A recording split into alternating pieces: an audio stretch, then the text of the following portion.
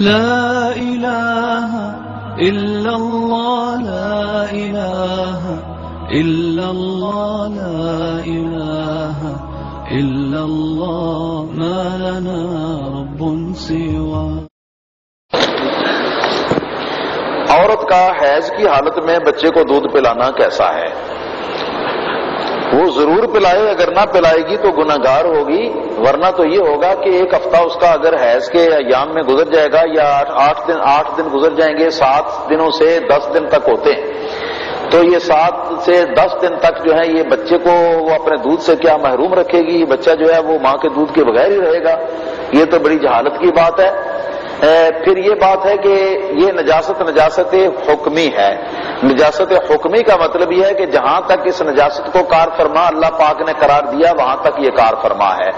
تو اس نجاست کا مفہوم یہ ہے کہ ایسی حالت میں عورت مسجد میں نہیں جا سکتی، ایسی حالت میں عورت کعبہ شریفہ کا طواف نہیں کر سکتی، ایسی حالت میں عورت جو ہے شوہر کے ساتھ ہم بستر نہیں ہو سکتی، ایسی حالت میں عورت جو ہے وہ قرآن مجید کی تلاوت نہیں کر سکتی، قرآن مجید کو چھو نہیں سکتی، اور یہ چند ایک چیزیں. اور ایسی حالت میں روزہ بھی نہیں رکھ سکتی اور نماز بھی نہیں پڑھ سکتی. یہ چند ایک چیزیں ہیں کہ جن چیزوں کے حق میں یہ نجاست ہے. اس نجاست کا مفہوم یہ ہے کہ یہ کام کرنے جو ہیں یہ ناجائز ہیں، یہ نہیں کہ حقیقت میں کوئی نجاست ہے، حقیقت میں نجاست نہیں.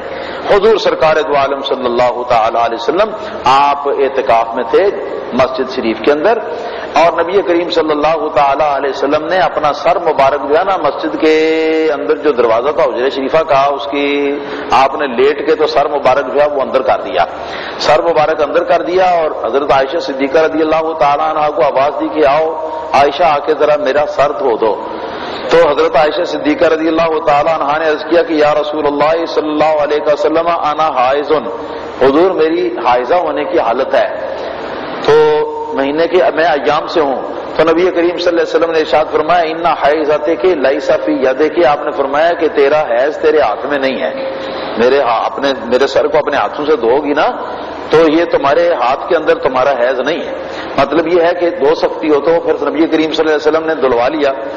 تو اسی طریقے سے یہ عورت کا جسم جو ہے وہ اگر ظاہراً کوئی ناپاکی نہ لگی ہوئی ہو تو عورت کا جسم جو ہے اس کو ناپاک بھی ایسی حالت میں قرار نہیں دیا جا سکتا. اس طرح کا ناپاک کہ کپڑا لگ جائے تو وہ پلیت ہو جائے، کسی کا ہاتھ لگ جائے تو وہ پلیت ہو جائے، نہیں. یہ بات اچھی طرح سمجھ لیں. تو یہ حکمی ناپاکی ہے، اس میں بچے کو دودھ پلانا ضروری ہے، پلا سکتی ہے، کوئی ایسی بات نہیں.